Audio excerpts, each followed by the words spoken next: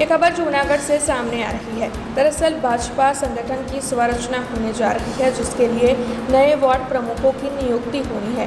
ऐसे में जूनागढ़ के कमलम पर उम्मीदवारी पत्र भरने के लिए कई उम्मीदवार पहुंचे थे।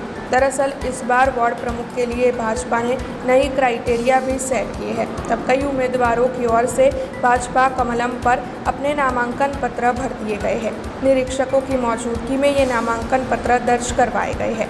वैसे आपको बता दें कि भाजपा संगठन की स्वरचना को लेकर जूनागढ़ कमलम पर कल एक बैठक भी मिली थी।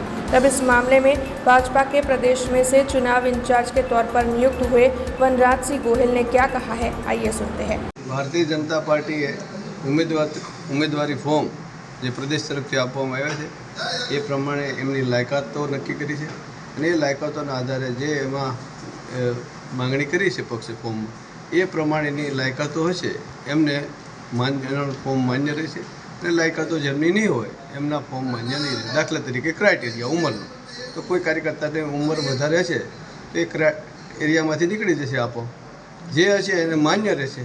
અને આ માન્ય ફોર્મોની યાદી તૈયાર કરીને પાર્ટીના પ્રદેશ કાર્યાલયે પાર્ટીના આગેવાનો સાથે બેસીને ચર્ચા કરીને જૂનાગઢ મહાનગરના આગેવાનો સાથે ચર્ચા કરીને પછી તેમની નિયુક્તિ કરવાની રહેશે।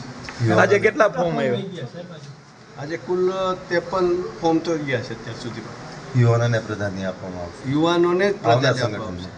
તમામ પાર્ટીની યોજના છે કે 40 કરતાં ઓછી વયના કાર્યકર્તા કે જેમનું ભવિષ્ય ઉજ્જવળ હોય, જેમને લાંબા સમય સુધી સંગઠનમાં કામ કરવાની ઈચ્છા હોય, એવા કાર્યકર્તાને આ પદ આપવામાં આવશે।